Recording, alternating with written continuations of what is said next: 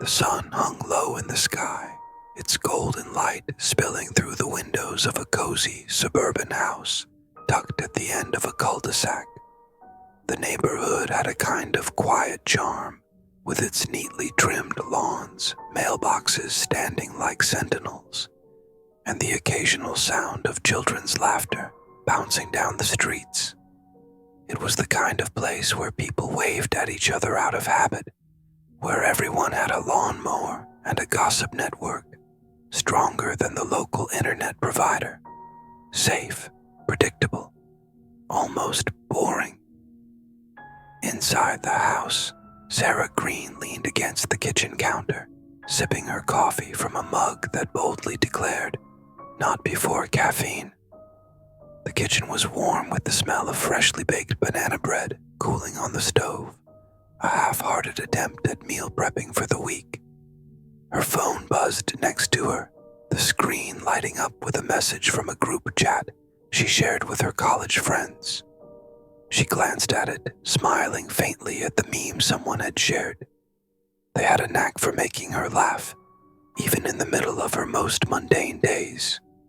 Sarah worked as a freelance graphic designer, and her days often blurred together in a haze of deadlines, emails, and half-finished sketches.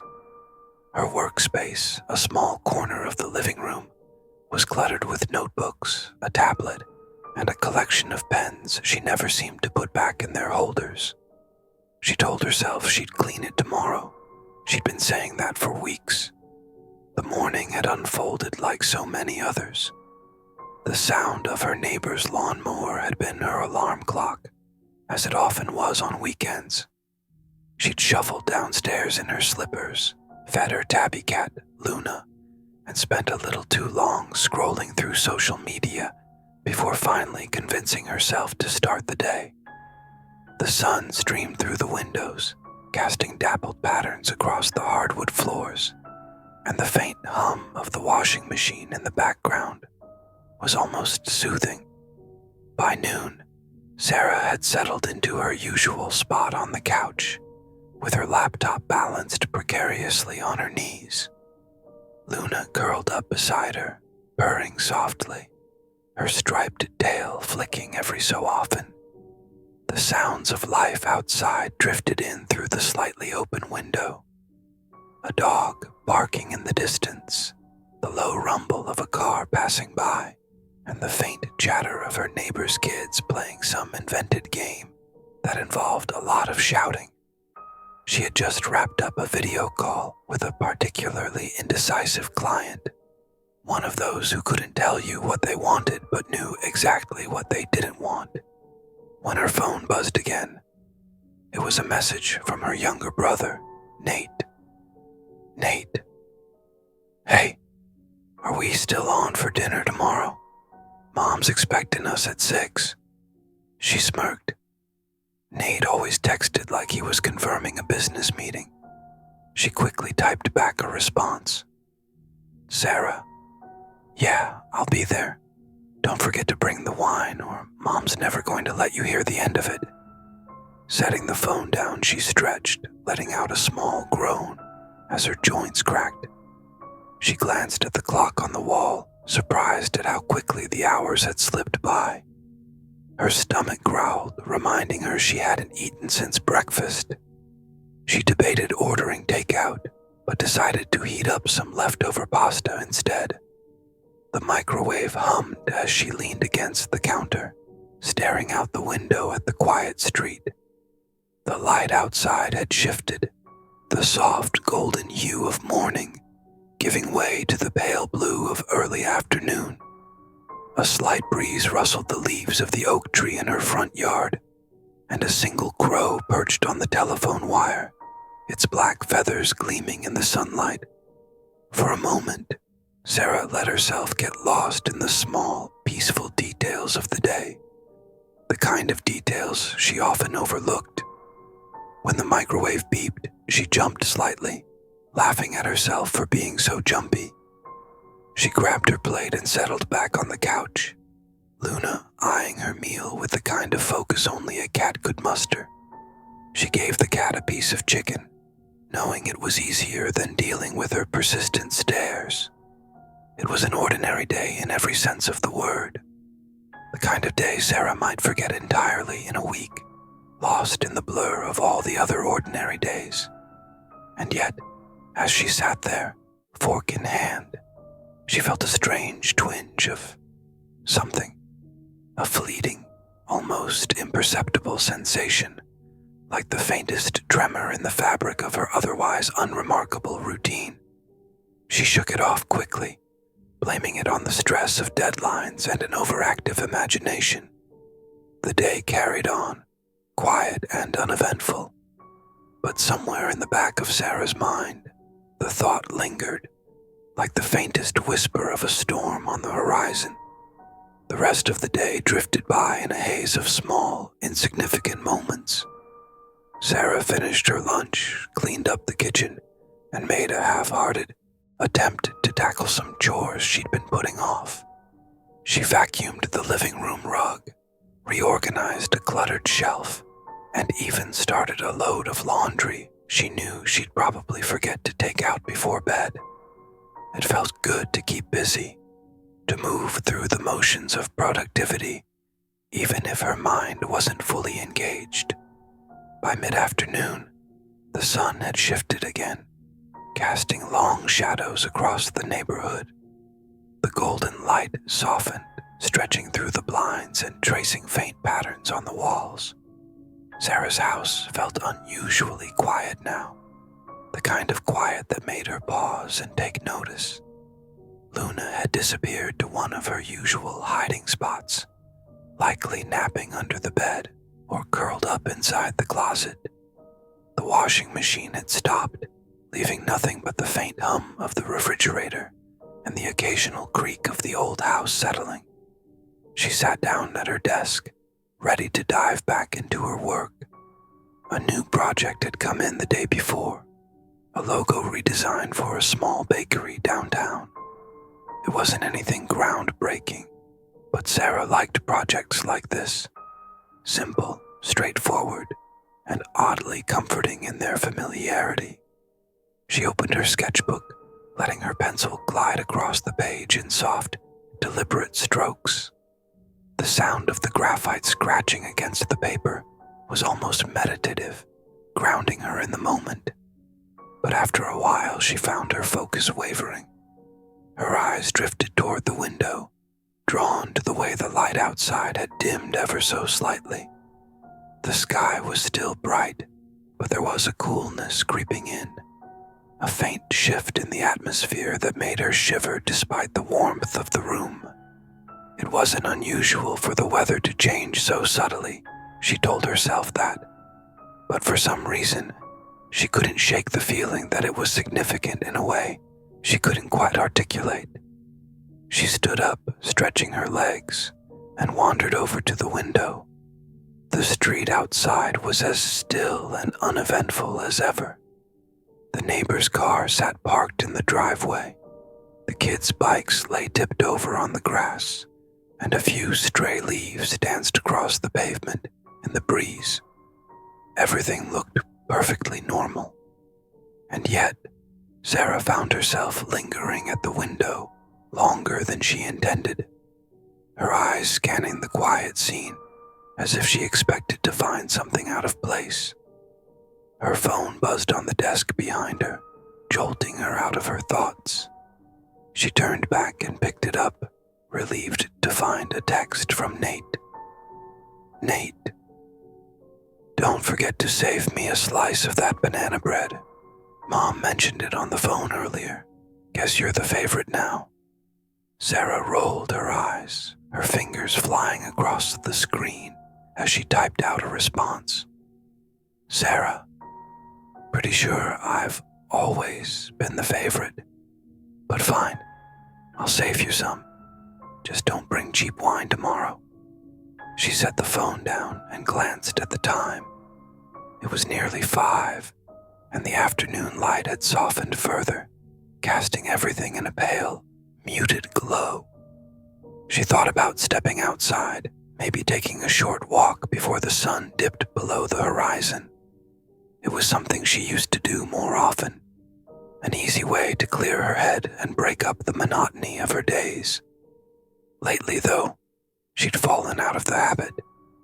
Grabbing a jacket from the coat rack by the door, she stepped outside, the cool air brushing against her skin. The street was just as quiet as it had looked from the window, the kind of quiet that felt heavier in person. She walked slowly, letting her feet carry her down the familiar sidewalk. The houses around her were warm and inviting, their porch lights beginning to flicker on as the evening crept closer. A few neighbors waved as she passed, and she returned their smiles, though she didn't stop to chat. As she rounded the corner onto the next street, Sarah found herself drawn to the small park at the end of the block. It was mostly empty, save for a man sitting on one of the benches with a dog at his feet.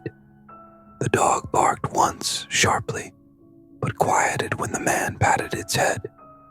Sarah walked past without giving them much thought, her attention instead caught by the tall trees that bordered the park. Their branches swayed gently in the wind, casting shifting shadows on the ground. She stopped near the edge of the park, leaning against a lamppost as she took in the quiet scene. The air smelled faintly of earth and dry leaves, and the faint sound of rustling branches filled the silence. For a moment, she felt entirely at peace, the strange unease from earlier all but forgotten. And yet, as she turned to head back home, she couldn't help but glance over her shoulder, her eyes skimming the trees one last time. The shadows danced and shifted in the fading light, their movements almost imperceptible. She shook her head and laughed softly at herself. It was just the wind, she thought, nothing more. As Sarah turned away from the park and began walking home, the faintest chill ran down her spine. The air seemed to have shifted, thicker, quieter. She couldn't put her finger on what had changed, but the familiar surroundings no longer felt as welcoming as they had just moments ago. The shadows cast by the trees lining the sidewalk seemed deeper now, stretching unnaturally long in the dim light. Her steps quickened, though she told herself it was just the evening chill urging her back to the warmth of her house. The sound of her footsteps echoed faintly on the pavement, a steady rhythm that usually comforted her. But tonight, there was something off about it. For a second, she thought she heard another pair of footsteps, so faint they could have easily been her imagination. She stopped, the air catching in her throat as she strained to listen. Nothing. The street was empty, save for the parked cars and dimly lit houses, their curtains drawn tight against the encroaching night. Shaking her head, she tried to brush off the creeping paranoia. It was late, and she was tired. That was all. Still, her grip on her jacket tightened as she crossed the street, her eyes darting to the pools of shadow that gathered between the street lights. The walk back felt longer than it should have, the stretch of road ahead seeming to twist and stretch, like some warped version of the neighborhood she knew so well. When she finally turned onto her street, she felt a rush of relief. Her house was just a few steps away, its warm glow spilling through the windows. She could see Luna perched on the windowsill, her silhouette a small, comforting presence. Sarah quickened her pace, almost jogging now, her keys already in hand. As she reached the front door, she paused, her fingers hovering over the lock. The sensation was back, the faint, inexplicable prickling at the back of her neck, as if someone was standing just behind her. She turned sharply, her eyes scanning the street. It was empty, as it had been the entire walk home, but the stillness was suffocating now, as if the very air had gone silent. She fumbled with the lock, her hands trembling slightly as she pushed the door open and stepped inside. The familiar scent of her home greeted her, and Luna hopped down from the windowsill, winding herself around Sarah's legs. Sarah closed the door quickly, locking it with a decisive click before leaning against it, her heart pounding. She tried to laugh at herself, to dismiss the irrational fear that had gripped her, but it came out shaky and hollow. The house was quiet, save for the low hum of the refrigerator and the soft purring of Luna at her feet. She set her jacket down and wandered into the kitchen, flipping on the lights as she went. The brightness felt grounding, normal, and she busied herself pouring a glass of water, trying to shake off the lingering unease. As she stood at the counter, sipping the water, she heard it, a faint, rhythmic tapping coming from somewhere behind her. Her hand froze mid-air, the glass hovering just inches from her lips. She strained to pinpoint the sound, her pulse quickening with every beat. It wasn't loud, but it was deliberate, like someone drumming their fingers against a hard surface. Turning slowly, she scanned the room, her eyes darting to the windows. The curtains were drawn, but the tapping continued, steady and unrelenting. It sounded close, impossibly close, as if it were coming from inside the house. Her breath hitched, and for a moment, she considered calling out, asking if someone was there. But the words caught in her throat, silenced by the gnawing fear that she wouldn't want to hear the answer. Luna hissed suddenly, her fur standing on end as she bolted out of the room. The sudden movement made Sarah jump, the glass slipping from her hand and shattering on the floor. The sound was deafening in the otherwise silent house, and for a moment, everything seemed to stand still. Then, the tapping stopped. The silence that followed was heavier than before, pressing down on her like a weight. Her ears strained for any sound, her breath coming in shallow gasps as she took a cautious step back, the crunch of glass underfoot making her wince. She reached for her phone, but it wasn't on the counter where she thought she'd left it. The air around her felt colder now, though she couldn't see any reason why. The lights flickered once, just briefly enough to make her doubt whether it had happened at all. And then she saw it, a faint movement out of the corner of her eye. Her head whipped around, her heart pounding so hard she thought it might stop altogether. The kitchen window. The curtains were drawn, but something shifted behind them. A shadow, faint and indistinct, moving with a slow, deliberate purpose. It was there, then gone, leaving only the faint sway of the fabric in its wake. Sarah's voice cracked as she called out, "Hello? Who's there?" The words felt useless, swallowed by the suffocating silence. Her hand trembled as she reached for the nearest thing she could use as a weapon, a heavy rolling pin sitting on the counter. She gripped it tightly, her knuckles white, as she took a cautious step toward the window. The curtain swayed again, this time more violently, as if something or someone was on the other side. She froze, her breath caught in her chest, every nerve in her body screaming for her to run. But she couldn't move, couldn't think. Her eyes locked on the fabric as it billowed outward, revealing the faintest hint of. The curtain billowed outward once more, an unnatural motion that seemed disconnected from the faint breeze outside. Sarah's grip tightened on the rolling pin, her pulse hammering in her ears as she forced herself to take a single step closer. The air in the room felt impossibly cold now, and every instinct screamed at her to turn and run, to get as far away from the window as she could. But she didn't. She couldn't. Something rooted her in place.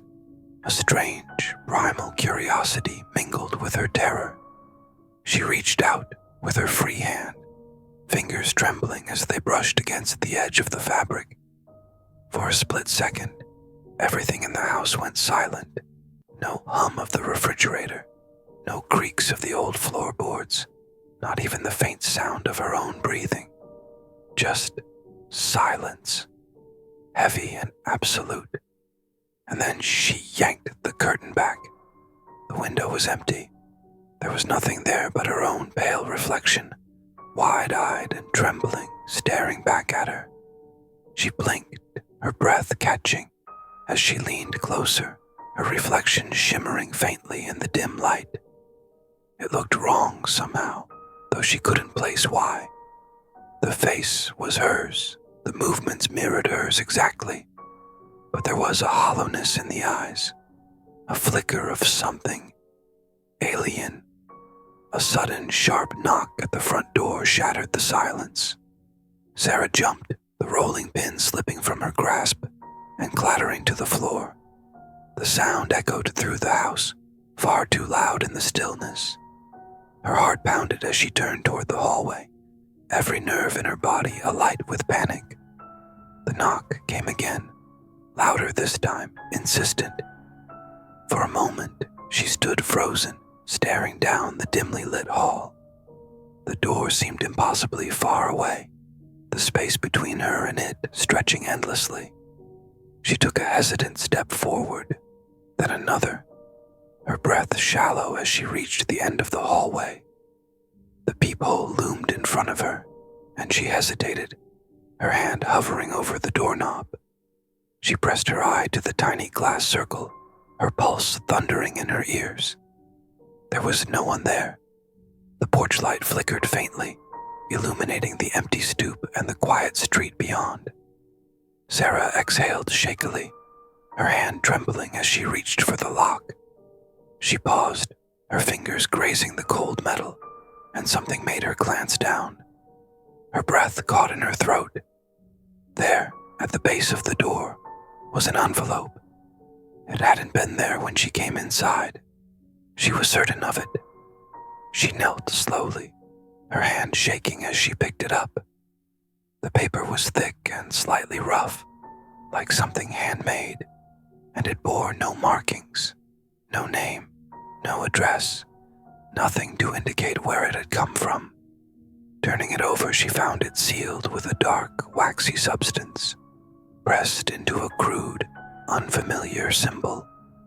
The edges of the envelope felt cold, unnaturally so, as if it had been left out in freezing air. She stood, her eyes fixed on the object in her hands, as she carried it into the living room. Luna was nowhere to be seen. The house eerily silent again, except for the faint creak of the floorboards under her feet. She sat down on the couch, the envelope resting in her lap, and stared at it, her mind racing. Finally, she peeled the wax seal back and pulled out a single sheet of paper, its surface rough and slightly yellowed.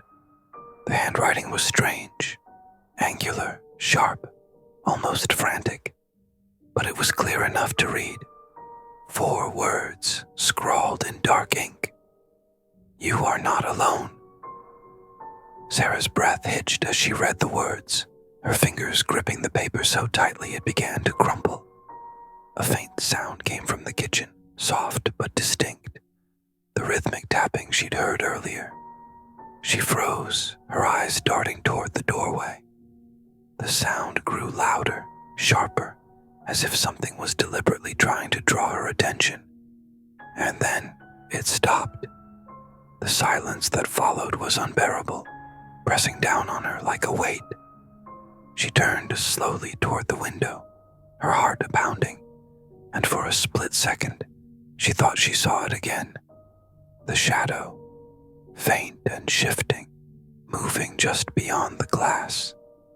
But when she blinked, it was gone. The house felt wrong now, every corner of it heavy with a presence she couldn't name. She clutched the envelope tightly, her breath shaky as she stood and backed toward the stairs. As she reached the bottom step, the lights flickered again, plunging the room into brief darkness before snapping back on. Her phone buzzed suddenly from the kitchen counter, the sound startling her. She hesitated, glancing toward the darkened space before forcing herself to move. Her footsteps echoed on the hardwood floor, each one feeling heavier than the last as she reached for the device. The screen lit up with a single notification. It was a text from her own number. "Don't turn around." Her hand flew to her mouth, her chest tightening as a faint, cold breath brushed against the back of her neck.